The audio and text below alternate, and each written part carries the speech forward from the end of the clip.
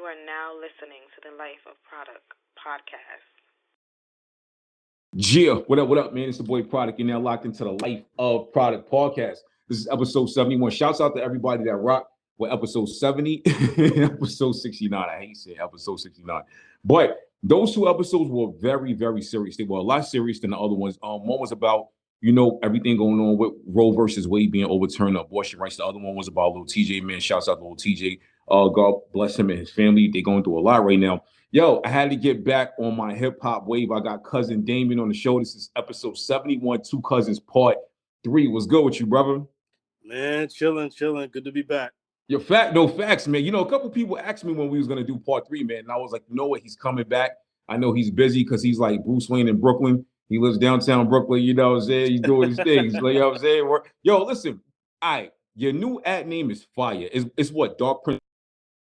Yeah. Okay, the name is fire. I need to know what made you change it. Well, it wasn't really a choice. I got my account got deleted. Cause, that's Instagram, right. The police on Instagram. Yeah, right. And I couldn't, I was mad. Again, I was pissed mainly because I loved the old name. Yeah. So it was dope.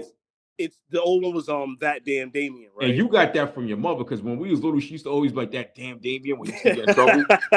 I remember that. The new name is fire. So they'll flag you, but they'll let chicks twerk in front of their kids at their birthday parties, though, right? You see how the algorithms run? Yeah, you know what I'm saying? Yeah. My thing is who pushing a button over there. That's what I want to know. What's the vibes like back in Brooklyn right now? Because I'm hearing some crazy stuff. Somebody sent me a video today. One of my people sent me a video through WhatsApp, and it was a video of a lady that worked in the court talking about all of the shootouts that have been happening in my old hood in Crown Heights within the last 24 hours. Have you heard anything about that? Not that one specifically, but it's always, 4th of July weekend just passed. And it's always, and I don't know why we just can't, we need to do better because every year, 4th of July, I can speak to New York specifically. Every year, 4th of July, it's always shootouts and violence. And it's the next couple of day news cycle is always some violence or something depressing. I tend to avoid the news because it's just, I don't want to get depressed, man. It's just too much facts. Going on. I was looking at flights, right? I was gonna fly back 4th of July weekend. I thought about it. I was like, nah, I'm gonna get drunk with TJ.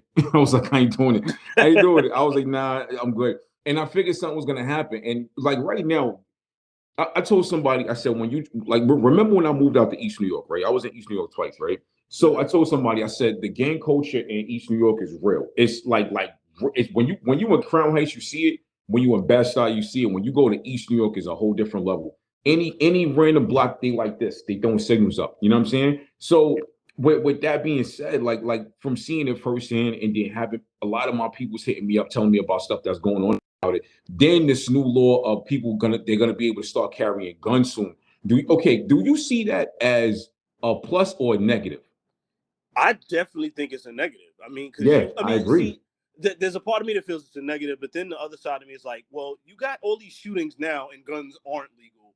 So I don't think it's definitely not gonna help anything.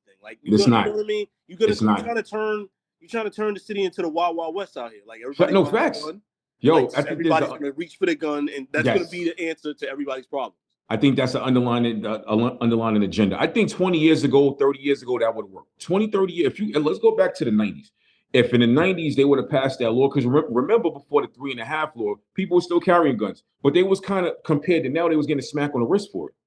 You know what I'm saying? I'm not gonna say who, but I remember one got arrested right in front of my building, and the cops pulled him and his man over on a motorcycle, and he had a I think he had a Glock in there. He got arrested, got right out because that was the laws in the 90s. You got a smack on the wrist, especially if you was young. Now, if we go back from 90 to 95. If the gun laws changed then and you was able to legally carry a gun, that would have leveled the playing field, in my opinion. You know what I'm saying? Because there was still shootings in the 90s. The 90s was bad. It was rough. You remember the 90s was rough. Yeah. So if they would have did that, in my opinion, it would have leveled the playing field. Now, I feel like there's an underlying agenda. I feel like that underlying agenda coincides with rent hikes. I feel it coincides with the whole COVID stuff. I feel like it's an underlying agenda to get blacks and minorities out of New York City to make New York City predominantly white again. I feel like they want that. Look at the gentrification. You know what I'm saying? why at one point did all of the white people move back from Manhattan and Long Island to Brooklyn, to Bed, of all places? You know what I'm saying? Yeah. Opening coffee shops, like rent went up. A lot of, come on, man. They was acting like Bed-Stuy was Soho at one point. So yeah, that's what they tried to make it. Yeah, definitely. Yeah, I remember I went to a coffee shop one day, son. I was like, let me get a light sweet. He was like $4.50. I walked out. I was like, I ain't paying you $4.50 for what? I went up the block to Pop. You got it for like $1. Like, are you wilding? You wilding? Yeah, I'll tell you some funny stuff, right? This is when I knew. This is when I knew Bed-Stuy changed. Remember when my sister lived on she lived on Putnam. Was it Patchen or Putnam? I think she was on Patchen. She was on Patchen, right by that, right around the corner from Hakeem Godparents, right? She was on Patchen. So one night she called me. This one I had to charge her. So she hit me up. She was like, yo, come to the crib, son. Let's park up. Let's walk around the corner. We're gonna get lit. I'm like, you already know, free alcohol and food. I was there, son. So bang, I found amazing parking, which how I knew it was gonna be a great night. So we go around the corner. We go to Sean Tara crib. We getting it in. So me and my sister, we like, damn, good thing you only live around the corner. So we had to walk, but it was gonna be a difficult walk because we had been drinking. But I'm mad because I don't got the video no more. I had the video on my old phone. But sometimes when you get a new iPhone, everything don't back up. This is how you knew Brooklyn was gentrified. We saw a dude 3:00 in the morning walking a cat on the leash. Son, I can't make this up. He was walking the cat on a leash. He told the cat stop, like the cat was a dog. The cat took a dump on the sidewalk and he took curb your dog. I'm like, yo, son, he's really on a leash. And she was like, I know we ain't that drunk. I know we see what we see. You know what I'm saying? So Brooklyn has changed. You know what? Honestly, I'm one of those people. I try to look at the positive in a lot of stuff. I was hoping that with that happening, there was some type of positive in it. But I don't really see any type of positive that happened with the gentrification. What about you? Because I don't see it, honestly. I think the only, well, maybe not the only, but the positive from, as someone, like when you go into some of the neighborhoods that now, like from what they were growing up in the 80s and 90s to what they are now, particularly a lot of the Bed-Stuy neighborhoods, it does feel, I'm not going to lie, it does feel sometimes, even if you're driving through at night, or sometimes walking through at night in some cases, it does feel a little safer. I don't know for a fact how safe it is, but it has I guess you could perceive it as safer. You could, the look of it. Yeah, might be. It definitely looks different, man. It looks a lot. Yo, and some of the buildings look nice. I'm not gonna deny that. Like I'll definitely give them that. From an architectural point, like the buildings and like some of the they put in high rises in Brooklyn. Yeah, and like even like I guess upgrading the brownstones. Like the buildings look nice. It's crazy because you go through certain blocks of Bed-Stuy and it went from Soul Brother to Aeropostale. You know what I'm saying? It's like, wait a minute. You know what I mean? Somebody call Spike Lee, get him on the phone. We gotta fix this. I don't know, man. But like I said, I try to find a positive in everything. And to me, I remember when all of the Israelites was on Eastern Parkway and they was preaching gentrification. Nobody wanted to listen to them. They was just walking past them like, I hear you, brother, but I'm gonna go buy these batteries for $1. Nobody you know what I'm saying? Nobody wanted to listen to these dudes, and then bang, it really happened. And they looking like, I told you so. But it honestly, even if we would have listened, what could we have done? Black people, in my opinion, as a whole, in Brooklyn, didn't have their mind right collectively to say, all right, we're gonna snatch up all these buildings. Because some did. I know a lot that made investments, and they're doing great right now. I know a couple millionaires. But as a whole, the average Black person, Section 8, that was working, a 9 to 5 to pay rent, even though rent is high in Brooklyn, it was still high in Brooklyn at one point. They didn't have the money or the resources to get this stuff.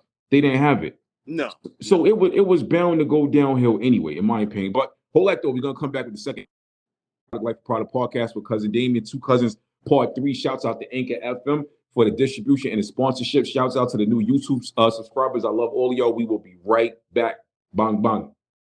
Yeah, what up, man? It's the boy Produk. We are now back with the Life of Produk podcast. Shouts out to Anchor FM. I love what you guys are doing for the kid. You guys got me on every platform. Shouts out to the new YouTube subscribers. You got me at 1.6K. is actually growing. Y'all are rocking with the show. Y'all not sending me no crazy messages like y'all was before. I felt like at one point I was like a few steps away from death threats, though. Like I ain't gonna front. Like, I was looking like, yo, shut up. I had to block a few people. Like I'm not even going that hard. Like they act like I'm out here just wilding. But yo, I want to talk some more hip hop stuff. You know, we kind of got serious on the first part of the show, which is great. But hip hop right now, right? I know your opinion, but in my opinion, I feel like it's finally starting to balance out somewhat. Like I think because there a lot of albums came out so far. We only in July, right? Yeah. So there are a lot of albums that came out I personally just stayed away from. I was like, I ain't listening to that. You know what I'm saying? So I feel like it's balancing out. But okay, in my opinion, right? Everybody, we all got different DSPs we listen to. Like I got Apple Music, I got Tidal, Spotify, all that, right? But I'm more Apple Music Tidal. What I noticed, right? When you go on the homepage for Apple Music, a lot of BS albums be on the front. And I try not to judge a book by its cover, and I'm not gonna say which albums, but I actually have listened one or two tracks and I just cut it off, and I'm just like, nah, I can't do it. You know what I'm saying? But I feel like this. I want to know how you feel. I feel like the music industry is purposely putting BS to the forefront to try to keep it going, try to keep the ignorance going. What do you think about that? Well, here's the thing. The industry is always like, I always go back to anytime like when I'm thinking about the music industry, I go back to in the early 2000s, there was a documentary that MTV did. And when they used to do a lot of docs, like these weekly docs. And I forget what the subject was, but I remember one of the people, because they would just cut away to different celebrities and talking different things. This is early 2000s. This is Dr. Dre. And he said, I'll never forget, he said, I feel like the music industry is the worst business you can get into. Wow. And I feel like at this point, Dr. Dre was already, I mean, this is before Beats, but he was still Dr. Dre. Yes. So for someone like Dr. Dre, who had, come out in the 80s, NWA and then Produk, before you turn out the lights, and even the stuff with Tupac, it's like for someone like him of his caliber to say, and his success, to say already at this point, you got, a multimillionaire, to say that it's the worst business that you could get into, that says something. That to me, that spoke volumes. It really does. He's one of the first hip hop billionaires, right? Yeah. It was him, Diddy, Jay-Z, and I can't really think of who else. Like you know what I'm saying? Other than the execs, but we don't really count them. We don't really count them. But he's kind of right. Look at Dr. Dre has been sued multiple times. He went through drama with Suge Knight. He went through drama with Easy early on before I don't even know if they got the chance to patch it up before he died, which is sad. That was his man. You know what I'm saying? Yeah. So imagine the dude that you start a company with try to kill you and have a baby with your baby mama. Michelle, you know what I'm saying? Yeah. Imagine like you start producing for one of the biggest rappers globally, and he starts calling you gay and saying F you and stuff like that with Tupac. You know what I'm saying? So he's kind of been through the fire. So I want, and this came out when you said this doc came out in the early 2000s, right? Say 20 years ago. I wonder if he still feels that way right now. He might. I mean, because specifically, because I think he meant a lot of I think he meant a lot of stuff with the labels and how labels to this day are still like screwing over artists, and they are. The labels are the ones in control, and they're the reason for, like you said, the BS on Apple, where they're the ones putting the money in the right pockets. They're the ones paying off Billboard. I recently realized a lot of people, more information came out about Billboard, about how it isn't about you actually your music and who is reaching and what it's doing. It's really the labels paying for your spot on the Billboard. I didn't know that. I never knew that either. That's crazy, and it's starting to make sense. Remember when I forgot early 2010s when YouTube, I think this was around the time Google bought YouTube. I could be wrong, but YouTube did that sweep, and all those people that paid for plays, they reset everything. I mean, big top artists from big labels. Numbers got reset. So that it kind of says a lot, man. But I feel like there's a balance is finally starting to come. I feel like if the labels stop controlling the homepages of these DSPs and they just let music be music, because you got to understand, right? We're being force fed the music that we have to listen to, right? We don't want to listen to that music, but we don't. There's two things. One, if you're a kid and you're at a table and you're hungry, your parents eat this plate of vegetables. You ain't going to keep going to your room. Eventually, you're going to eat it, right? You're going to eat it eventually because there's nothing else. So with there being no other music to listen to, we're forced to listen to the ratchet music. We're forced to listen to the dudes who can't properly enunciate words and pronounce and shit like that. We're forced to listen to the girls 24 hours talk about their vaginas and stuff like that when we really don't want to listen to that. You know what I'm saying? So my question is this, right? I got a couple of questions I want to ask you. I love conscious hip hop. I love all type of hip hop. It could be drug dealer music. I'm in my car. Look, we selling work today out the stereo. You know what I'm saying? I'm rocking with it. If it's good, I'm rocking with it. Yeah. But I love my first love of hip hop is social conscious music. But I want to ask you this question. I want your honest, 100% honest opinion, right? I love Nas, I love Cole, I love Kendrick, right? I think Kendrick has, but when I get into the hip hop albums of the year, I'm gonna mention that. Kendrick I think he's put out one of the best solo hip hop albums of the year. And I don't care what other albums come out after that. I don't think too many albums can top that album this year. But can we fully praise a conscious rapper that is still calling women the B-word in his music, particularly black women? Can we fully count him as woke if he's still calling women the B-word in his music? That's nobody ever asked this, you know what I'm saying? Yeah, that's an interesting question because then that makes me think, well, does the same apply to using the N-word? You know what? You know that's a good question. That is a very good question. I think the answer for me is yeah, you can ultimately because of the subject matter and the stuff that he gets into. Yeah. I think it's just the language is the language, and it's just how people speak and how people communicate. But I think the message is still there. So it's definitely still there. The message is definitely still there. Me, I'm neutral and I don't care. I still love the music regardless because I'm listening to it with the N-word. But I've always wondered that, you know what I'm saying? Like I'll hear women, oh, y'all just be disrespecting us. Then they'll just be rapping along. You know, it's right. Weird to me. But okay, for me, the top 4 albums I'm really rocking with right now from January to and this is not chronological order. This is all of them at the same level. Kendrick, Mr. Morale is a dope project. Did you? I can't remember if I asked you if you listened to it yet. Oh no, I did listen to it. I listened to it when it first came out, and I do. That one is up there for me. Yes. I thought it was. My only issue is he didn't put the part 5 on it. I was upset about that. You know what I'm saying? I love that song, but it's all good. The Pusha T is almost dry. I think that's a classic. I think Pusha. I agree. My only issue with the Pusha T album, it was not an issue. My only thing with the Pusha album is I think the production for the one before that was better, but I still do love this album. You know what I'm saying? This one it's up there for me. Like it's really like I still go back to it. Like it's still facts. Pusha makes good albums. Yeah. He's consistent. He makes good albums. If we could get a surprise Jay Electronica and Jay-Z album, can we get a surprise Pusha T and Jay-Z album? I heard rumors about that. Like, can we please? Come on, can we please? That would be like the perfect throwback drug dealer I-95 album. Like, you know what I'm saying? I'm telling you, son. All right, so my third one is the Logic album, Vinyl Days. Did you get a chance to listen to that?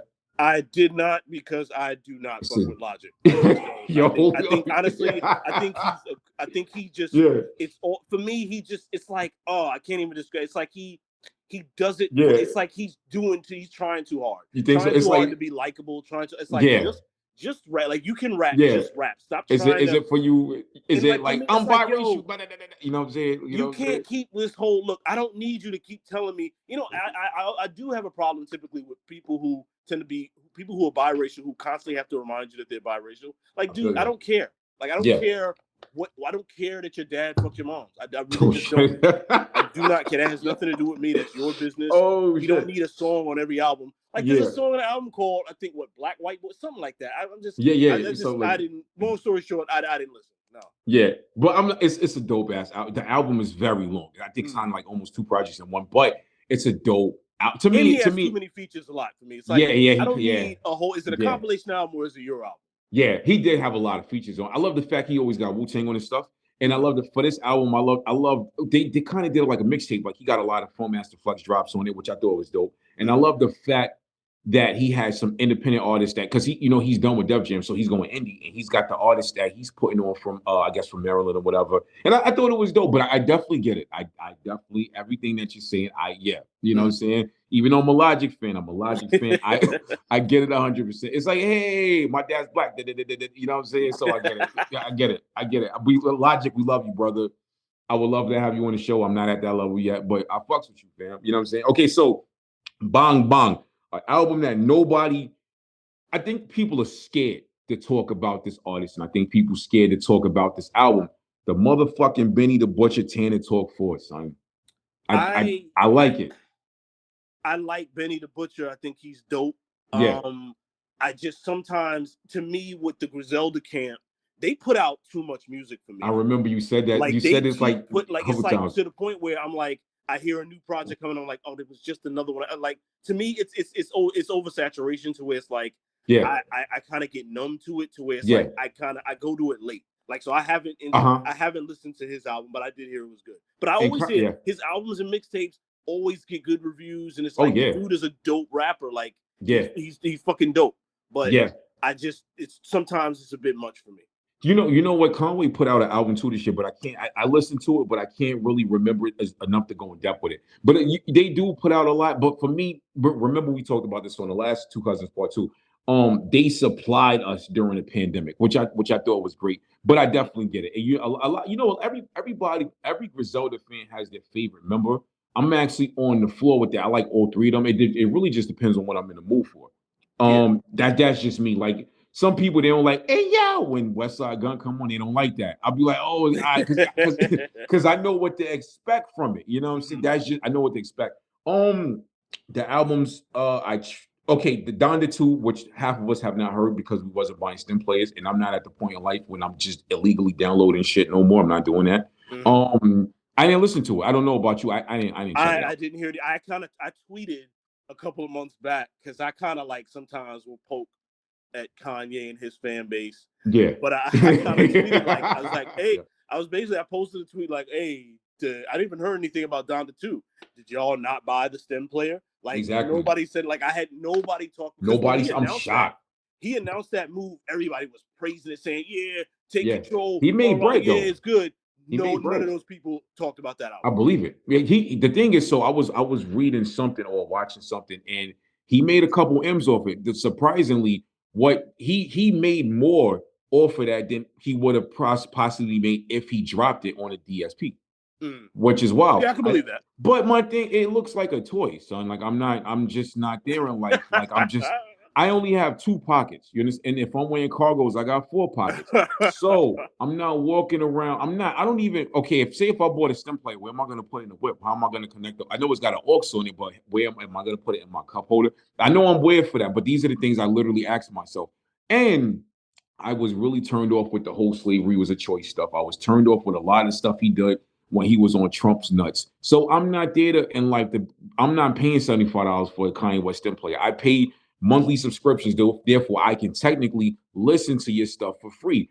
I ain't even go on YouTube and try to listen to it. I'm gonna keep it real with you. I didn't do it because Kanye, he's kind of for me, I'm able to separate, because here's the thing. He hasn't done anything to me that's like despicable to where, like, oh my God, I gotta disown you, I gotta cancel you. It's just he just kind of aggravates me with some of the stuff he does. Yeah, but I can separate it. Like, if he puts out some fire, I'll like it. I personally thought Donda was garbage. Like, I didn't like 3 songs I liked. Yeah, I think that album was very overrated. I don't think it should have been nominated. It was Grammys.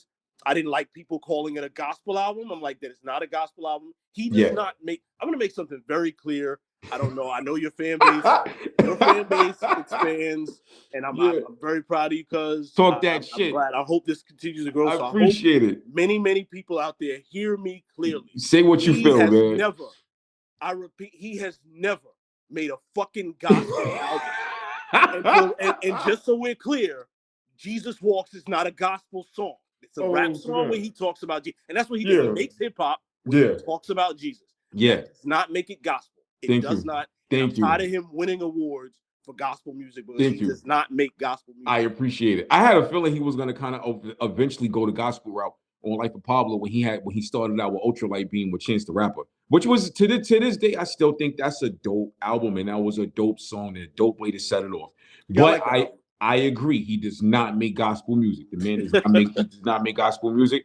Another opinion, like I think Kanye West is one of the most talented artists of our generation. I am, like I said, I'm not. You're able to separate the music from the other stuff, and I'm usually able to do that when it comes to artists. But this nigga, with the stuff he was talking about with slavery is a choice, I was like, nah. Then when okay, we done people like me, we done all been through some BM drama. You're a very lucky guy that never experienced this, by the way. So you're having a good run. Keep the run going. That nigga is never pulling up on Pete Davidson. I'm sorry, it's not happening. Yeah, it's not happening. I like Pete Davidson. Like, I'm a fan of his comedy and stuff. Yeah, he's a funny guy. But his behavior throughout the divorce thing was just, I thought it was disgusting. Yes, it was. And I just felt like, it's one of those things where every now and then, everybody, all of us are gonna at some point in our lives need an ass whooping. And I feel like if one good ass whooping, I really think it could change his life. I really do. You know what? I think you're right. And put it like this, right? I remember watching a thing or listening to Beanie Siegel, and he said one time Kanye West was at a restaurant with his ex, and he called Beans. He was somewhere in New York, and he was at a diner, and he felt like some dudes was about to line him up. He called Beans, and Beans kind of pulled up and got him out the situation, right? So if you couldn't defend yourself in front of your girl, look, I don't think a man could just go beat 4 or 5 dudes up. I'm sorry, I wasn't there. I don't know the situation. But if you had to call your mans in that situation, the fuck make us think that you would have rallied against white America during the slavery era? You wouldn't have did it. You come, fam. You wouldn't have did it. Look, like I said, I love Kanye West as an artist. my issue with him is the shit he did with the whole slavery is a choice thing. When it comes to the Netflix documentary, I got halfway through the second episode and I turned it off.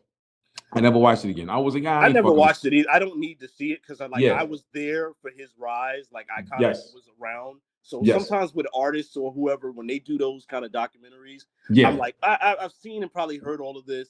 But like just to clarify something too, I know exactly what he meant with the slavery was a choice. I think he's referring to, because this is a conversation that I don't think a lot of people like to have. Yeah. He's referring to the fact that at one point in time, the slaves outnumbered the masters, and it's basically he's kind of basically, and he should have just worded it. I mean, this is the problem with him. Like, he's a 45-year-old man who just doesn't know how to articulate himself. Nah, he doesn't. A better way to present that argument or discussion is to ask the question, hey, why is it that there wasn't more of an uprising when we outnumbered them? Yes. He could have just simply as that. He could have said that. Oh, that feels like it was a choice. It's like, like something, like, you know what I mean? It's like nobody was there to kind of like pop him upside the head. That's one of those moments where like an uncle would pop smack you upside the head. Smack you upside the head, right? Yeah. No, fact. He kind of, look, brother Kanye, come back home because you're doing too much. He was looking kind of weird with the all black and the boots when he was with Julia Fox. He was looking, it just looked very cultish. Batman Forever boots? Son. Like you don't know. He could be, he might be like, he could be shooting a Batman movie. We don't know. I know, right? Are we gonna see Silk? Can I get a kiss from a rose next? I don't know. Like, but hold on. We're gonna be right back at the LifeOfProduk podcast. Third segment of the show. This is episode 71, Two Cousins, part 3 with cousin Damon. We'll be right back. Bang, bang. Yeah, what up, man? It's the boy Produk. We're now back with the LifeOfProduk podcast. Shouts out to Ink FM. This is episode 71, Two Cousins, part 3. I appreciate the hip hop talks we be having. I'll be loving it. I can go on for days with that, man. Yo, did you see? I really hate talking and reporting on stuff like this. But did you see on 4th of July the whole active shooter out there in Highland Park in Illinois? No, I didn't. I missed that. I think I didn't really zero in on that. Oh, it was messed up. So the kid name was Robert Bobby Cremo the third. The whole third stuff just throws me off. So apparently this kid had like a bunch of hatred stuff posted on his social media. Apparently he was an independent rapper at one point that rapped about this type of shit. And the dude had his own like symbol. Like fam, like if you look at the dude and you see his haircut and he has knowing the fact that he had his own symbol, he kind of looks like Prince a little bit. You know what I'm saying? I hate to throw that in there. I believe the kid was Hispanic. I don't believe he was white or like Caucasian, but he looked like he has Hispanic in him. And if he is, and if I'm correct on that, it explains the fact that he's already been charged with 7 counts of murder. Because if he was a straight Caucasian white dude, that would we look, man, we already know he wouldn't have got caught. He wouldn't have got those charges. He would have got a trial. He would have probably got Burger King and taken to jail at a respectable time and let right out for a trial. But this is what I'm talking about. And I said this on one of the past shows. I really wasn't hoping this would be the narrative of the summer. We're already in the first week of July. You know what I'm saying? So with us being into the first week of July and we've already had an active shooter, it kind of makes people afraid to go out. Like, do you ever, like, anytime you're out right now, right, in 2022, do you ever feel unsafe, or do you ever be like, yo, I should have stayed home, like on edge, like, you know what I'm saying? For me, I don't, because I'm kind of like, I'm usually, most of the time I'm an introvert and I'm inside, Yeah. I'm watching TV. But when I do go out, to be honest, I don't have a unsafe feeling, because I'm very selective of where I go. I go to the movies, maybe go to a restaurant, the gym, maybe to like some kind of kickback or some kind of like a little event that's not too large. The only time I get an uneasy, but I tend to avoid it, is my thing is, especially like post pandemic, is riding the subway like happy hours kind of thing. Yeah. Where I just kind of avoid the subways at a certain time. I don't blame you. It's mostly because it's just the whole vibe I get. Like, it's like, go back to the old Houdini song, "Freaks Come Out at Night." It's like that, that's when, fam, at nighttime in New York, that's it's when different. you get like at nighttime on the subway, you get like the wild homeless people. Like during the day, Yeah, no facts. You get people, they come on, they beg for change, or they sing a song, or they do some kind of performance art. Yeah. At nighttime, there was a dude, that shit is Gotham City. Station. I'm coming from the movies one late night. It was a late night showing or something. Yeah. Coming from the movies, I go to Times Square Station on the platform. It's like one of the last times I rode the train, like after like 10, 11 o'clock at night. Yeah. So it's this dude, black dude, big, jacked up black dude, like he spent like 6-7 days a week in the gym. He's doing like the resistance band on the platform. With like a trash bag, like cut up into like a hoodie. Like, this dude was creative. He had like a trash bag hoodie on. Like, he's just trash bag hoodie. Yeah, like Kanye probably like stop just now. Oh shit! So he had a trash bag hoodie on, doing the resistance bands. Yeah. And the dude was jacked, and these two like Asian chicks was walking past, and they see this, and they kind of giggling to themselves. So one of them takes out her phone and starts recording them. And like, dude was like, he wasn't saying nothing, but then like he had these like big thick sunglasses on and like headphones, but all of it, like, once she started recording them, he stopped, dropped the resistance bands, turned to them, and walked over to these girls. I don't know what he said, because I was like a little far down the platform, but I'm watching. He said something to them, and she put her phone down, and he just walked right back over to his resistance bands, and I'm like, you see, this is, I can't do this. He like, probably put the fear garden short. He probably like, son. I wish I was there, just standing like 10 feet away, so I could have turned my headphones down and listened, because he probably put the fear of Jesus Christ in short. Yeah, man, this is like, it's a big black guy, two little Asian chicks, like, son. Oh man, son, he was probably like, if I go viral, you about to die tonight.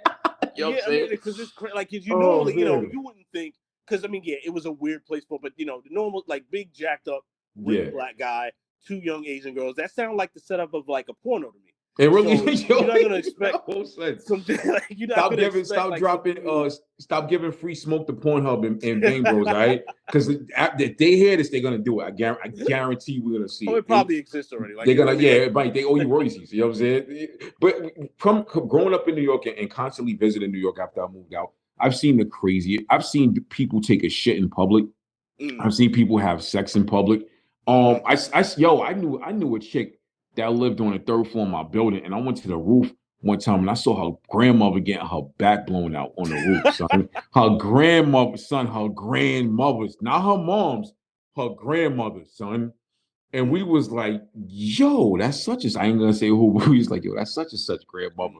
And she looked at us, and the dude looked at us, and that nigga just kept going. He was like, fuck it, like, y'all old enough, y'all know what sex is. And he was bong, he was wearing it out. So I didn't seen it all in New York City. You know what I'm saying? But I told people, like, New York. Okay, you got New York, you got Brooklyn. You know what I'm saying? And Brooklyn, I'll put Brooklyn and the Bronx on the same scale. They are very different from every borough in New York. The 5 boroughs alone is different from Long Island. It's different from upstate. It's a different level of lit. Like, you just gotta be there. You gotta be there. Visiting New York, you are not gonna get the whole just do of New York City. You have to actually physically be there. But it's like a movie, man. Like, you see some of this stuff, and it's like you look at stuff, and it's like, yo, what, like, man, what the fuck is wrong with you? Like remember, I don't know, I know you gotta remember this. One time, you still live in New York. We went into the city one time. We at Times Square, and we chilling, and the dude was like, this is back when Times Square had a little bit more freaks to it, and this was during broad daylight on like a Saturday, with like crowded Times Square. Big black dude, ripped, jacked, Oh, He's I know out what there you. in Times Yeah, I Square, know and what he's you're like, talking about. dudes like people walking by, like when like women walking by with their like sons, and he would like kind of step out in front of them. It's time to work out, soldier. And he flex his chest, right?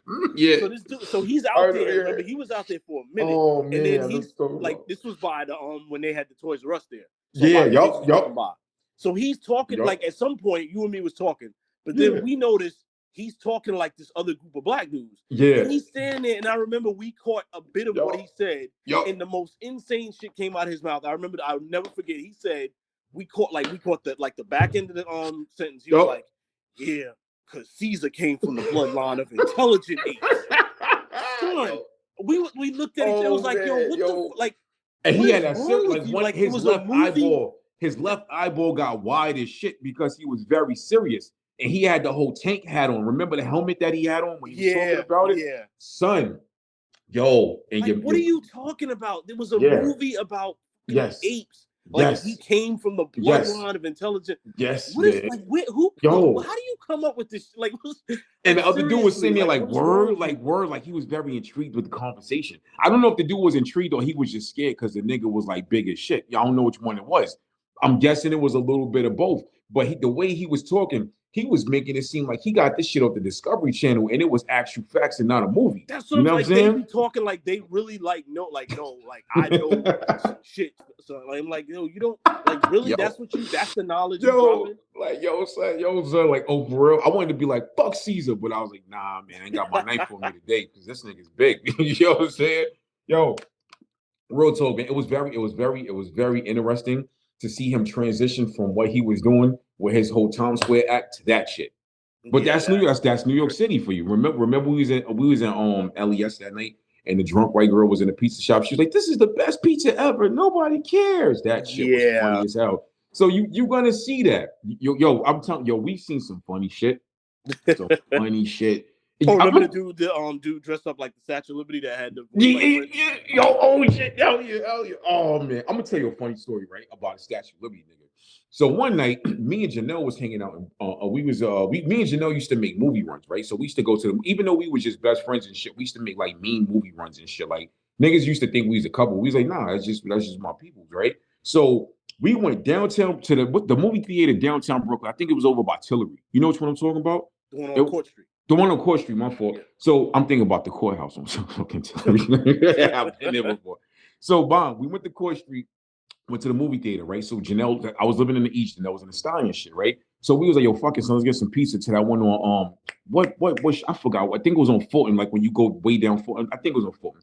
So we go get pizza. So as I parked around the corner, as we're walking to the pizza shop, we see a nigga on a skateboard in a fucking Statue of Liberty outfit. And the weird shit is he looks at us as he's turning, and I'm like, you're not gonna look where you're skating, like you might hit some shit. So fucking walk in there. You know us from Brooklyn, we think everything is a setup. We get in there, and there was tables all along the wall. So the front table by the door and the front table by the back each had drunk dudes sitting there what passed out. She was like, yo, son, you got a knife on you? I'm like, hell yeah. She was like, yo, I stabbed one, you stabbed the other. They try to rob us because it looked like a fucking setup. You know what I'm saying? Because Janelle is mad hood. We get our pizza, right? So we sitting there eating, we talking. 10 minutes later, the skateboard nigga hops in the door, like literally, you know how skateboarders hop over shit? Mm-hmm. He hopped through the threshold of the door and then caught the skateboard in one hand and was like, slice pepperoni. Like the nigga was talking like Prince when he was like blouses. You know what I'm saying? When Dave Chappelle did that shit. And I was like, yo, okay, this is fucking weird. And the whole time she's like, that's a skateboard and that's a skateboard. I was like, yo, this shit is fucking weird, right? The whole time in my mind, I'm like, I'm wondering if he's with the two drunk dudes and they're gonna try to rob us. If we're gonna have to fucking tear it up. And the dude behind the counter, the Italian dude, is trying his hardest not to laugh. He's trying hard not to laugh. But this is the type of shit you see in New York, particularly Brooklyn. Like you see it all. I tell people it's a different level of lit, man. Different level of lit, man.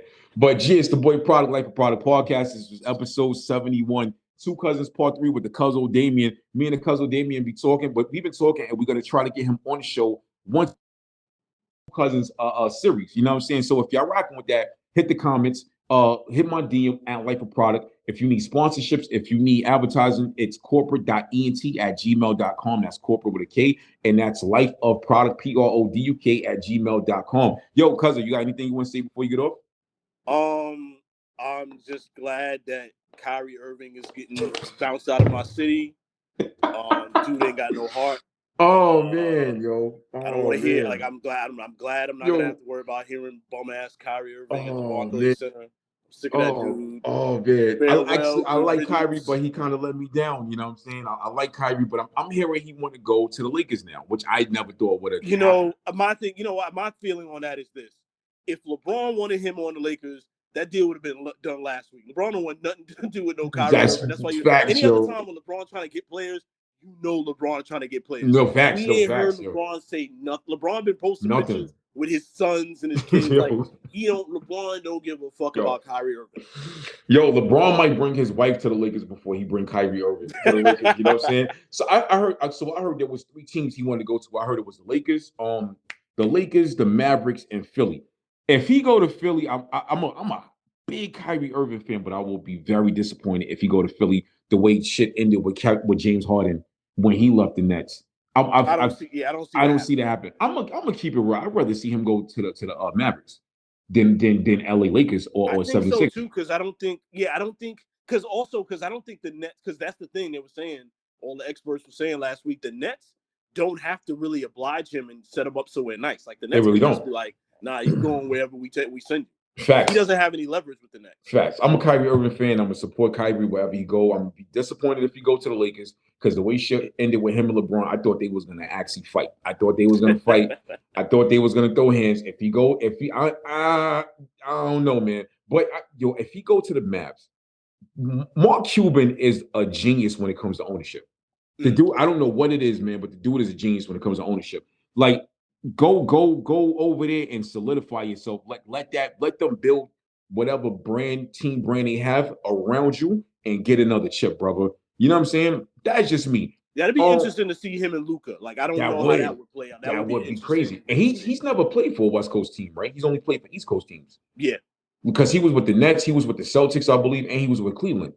No, he was with one more team, right? Am I missing a team? No, he came in with Cleveland, went to Boston, and then the Nets. Yeah. So it's like, come on, brother. Oh man, fucking dog. If he goes to the Lakers, I'm gonna be high. I'm gonna call you and put my pops on the phone because he gonna say the most left field shit. Yeah, you know what I'm saying? I want to know DeHaven's opinion on that. You know what I'm saying? But I'm not. I got issues, right?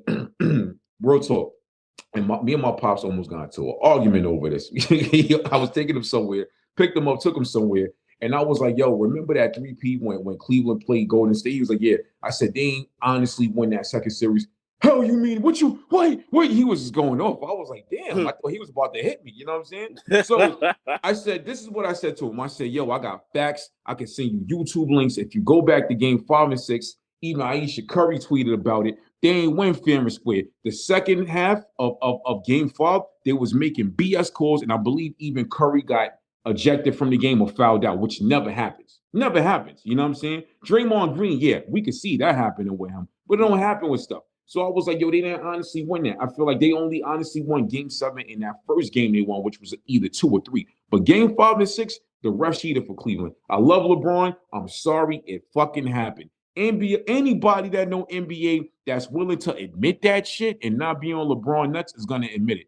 Like I'm not a LeBron hater. I'm not a LeBron stan. I'm neutral. I think he's a great player and I love what he does off the court. But they fucking cheated for Cleveland during that second I've series. heard that's not the first time I heard that, but my take is usually the refs be helping out the Warriors a lot too. They do. I don't you know what I mean? I've seen series where the refs help them out, and it's like the thing that always bothered me was like those games where it would happen. They didn't need the refs. So like their team was a monster team. Like they did not need the referees help. So it's like fans would get mad because it's like, yo, the officials just taking over the game, and it's like, yo, they don't even need to do that. That's a fact. That boy Steph is blessed, dog. That boy is blessed. That nigga can hit a 3-pointer from another state. You know what I'm saying? Like, yo, I ain't gonna front. That series with Boston was looking kind of shaky, son. You know, we grew up NBA. Our fathers, you had to watch NBA or we was getting disowned. That's just what it was. You know what I'm saying? I thought at one point Golden State wasn't gonna win. I'm gonna keep it real. I did too at one point. Yeah, you know I picked them. I didn't change my pick, even though I wanted to change my pick, but I didn't change it on principle because I was one of the people who, in the beginning of the last season, I was like, I just picked Golden State to win. I never make a pick that early. So I was like, yo, you know what? Out of principle, I'm gonna stick with my original pick and see how that goes, and it worked out. Yeah, I got issues with Boston, man. Like, I don't know. Like when I was interviewing Danny from Netflix, right? And I told Danny, I don't know what's in the leprechaun suit up there in Massachusetts, dog. I don't know what the fuck is in it, but every Massachusetts, whether it's Boston, New England, they always got a team, son, from football to baseball to basketball. I don't know what's going on up there. Like, what the fuck? Like, you know what I'm saying? And they be kicking our asses when it come to everything. So it's like, look, man, to see Boston lose, I was happy. And to a team I actually like. You know what I'm saying? I'm a Nets and Knicks fan all day. Unfortunately, it burns my soul to admit I'm a Knicks fan because our shit is just not hitting no more. It's trash. But to see Golden State whoop them out, and you know how Golden State beat them, even though Boston is a younger team, they beat them with experience, man. They beat them with experience. Yeah, that was their big edge. Yeah. Hell yeah, that playoff experience is real. Real talk, I don't think Klay Thompson was 100% when he played in this series. What you think? And I don't think he was. You know what it is? It's not that he's not 100%. I think he's just never gonna be that old Klay, which is fine as long as he's still good, which he is. Absolutely. But he's never gonna be the old Klay that everybody thinks or wanted him to be. But I like my thing watching Golden State, I was disappointed because for me, I feel like Steph and Wiggins are the only two that was like busting their asses. Like Klay was doing what he could. Wiggins came through, son. Jordan Poole in the series before when they went in the Western Conference Finals, Jordan Poole was busting ass. He disappeared in the finals. He did. It was really Steph and Wiggins that kind of carried them through. Yo, Wiggins held it down, fam. Wiggins held it down. Yo, what about Peyton? What you think about Peyton? I think he's good. He was another one where in the early series in the playoffs, he was more visible, but kind of like, and maybe it could have been just like the lack of experience. Like some of the players on Golden State, like they weren't as experienced, so they kind of could tell. But I think he's good though. I like him.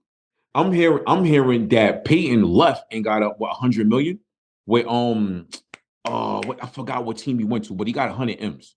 Oh, I thought he resigned. I got to double check. But my brother told me this. So if he's wrong, I'm gonna call him and talk shit. But he told me Peyton left and got 100 M's. He better be right, because if I'm reporting this on my show and it's wrong, yo, brother, you know what I'm saying? But if that is true, first I was like, damn, why he left? He just got a ring. But to leave and get 100 M's and you already got a ring on your, I would have loved to. I would have signed with the fucking Knicks for 100 M's. You crazy? But yo, Life of Produk podcast, I'm gonna have you back on here. We're gonna do a Two Cousins part 4 for August, somewhere around the middle, and we're gonna come back. We're gonna rock out with y'all, man. We're gonna it's gonna be lit. We're gonna do some more NBA talk because there's gonna be a bunch of trades in between. And we're gonna do a little bit more Kanye West bashing. I love Kanye West music, but still pissed me off with the shit he did with the slavery is a choice. I was saying, keep it Brooklyn, baby. Bong bong, we out. You are now listening to the Life of Produk podcast.